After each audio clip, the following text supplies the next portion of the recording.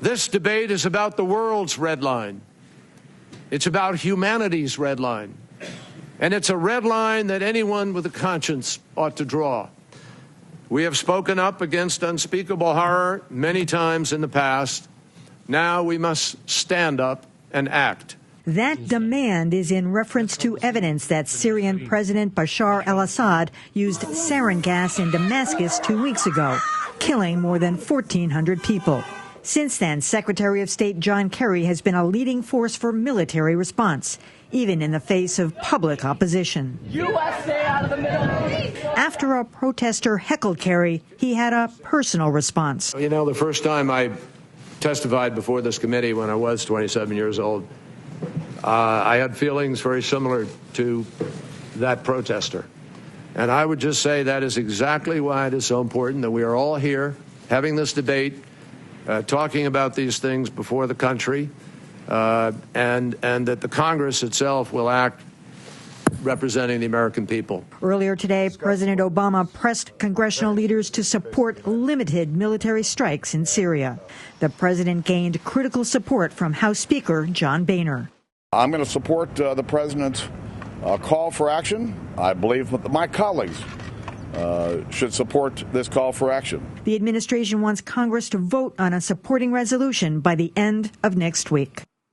And joining me are Jim Walsh, professor of security studies at MIT, and William Martell of Tufts University's Fletcher School of Diplomacy. Welcome to both of you. Good to be with you, Emily. Thank you, Emily. Well, so right off the bat today, John Kerry addressed the issue of Iraq. And he said, Chuck Hagel and I both voted for that war resolution when we were in Congress together, in the Senate.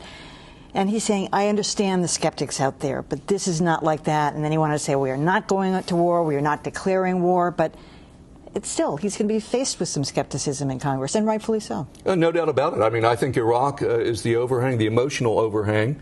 Part of it is war weariness. We've been in 2 wars, for a decade now. And that we feel that way no matter what. But you take that and add what happened with Iraq and the intelligence and all the rest. So it's understandable that people see Syria, but they think Iraq. Is John Kerry more impassioned? Do you think he has more urgency about this even than the president? That's one of the issues. He seems that way, Emily. I was struck that listening to his speech on Friday, that was in some ways, if not the best speech he's ever given. He was, you could see that there was no political machinations. He was on point. It was both emotional and analytic.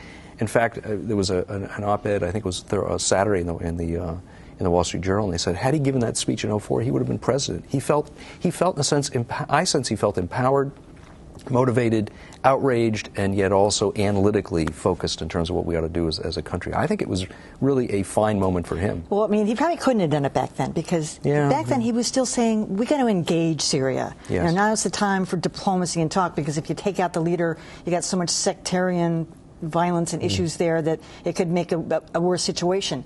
Now he's essentially saying it's a risk we have to take. Yeah, I think they're still drawing some lines here because they continue to emphasize that it's going to be a limited attack. I don't think anyone wants to get involved in a civil war. You've had them reaffirm in the last few days, no boots on the ground. That's supposed to send that message as to how it's different than Iraq. Civil wars are nasty, and Obama has been late to even begin to approach this as an issue, I think for good reasons of national interest. But the game changer on this was the chemical attacks that employed against a massive number of civilians. I think for Kerry, he still doesn't want to get involved in a civil war, worries about the nature of that opposition, that if it's extremist. But, you can't let Assad use chemical weapons. I'm pretty sure that's the way he feels about it, and that's where the president has gone. I also had the sense, too, listening to Kerry's speech, that in a way he feels, to me, farther out on this issue than the president. I really sense that he is clear that what has to be done, and what amplifies his points is that he was so strong in his opposition to Iraq and later on to Afghanistan. But he seems very focused, very purposeful, and less ambivalent than the president does on this sort of thing. And that the president's his boss, of course. Yeah, I think that's right. And I also think that he's obviously the person who's carrying the water on this. He's the national face on this issue. And I'm struck as well that he doesn't seem to have been diminished at all by the fact that he was pushing very heavily until Friday. Saturday, the president gives a speech and basically says we're going to wait for the Congress. And yet Senator Kerry was in front of the committees today and seemed very credible. I didn't sense the kind of step. No, I've never seen it more personal either, going back and conjuring up the images of these dead children, innocent victims, and and then saying that only in the history of the universe that we know of, only 2 other leaders, and I assume he was referring to Hitler and Saddam Hussein, have used gas on their own people, and saying that you can't look at the consequences of that. Yeah, that first speech on Friday, it was emotional. It was almost to the point of anger. He seemed genuinely angry about it. Yeah. And there is that school of thought in international relations. You make your decisions purely on the basis of national interest, called realism. But I think there's a moment there, and an opportunity and a justification when outrage drives, and you could sense that in Senator Kerry, you could sense it in the president, and many other commentators, left, right, and center, who were saying we can't stand by and watch Bashar al-Assad slaughter his own people with chemical weapons.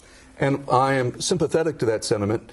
The good thing about realists, though, is they do caution us, probably wise caution, because I don't think we do want to get in the middle of a civil war.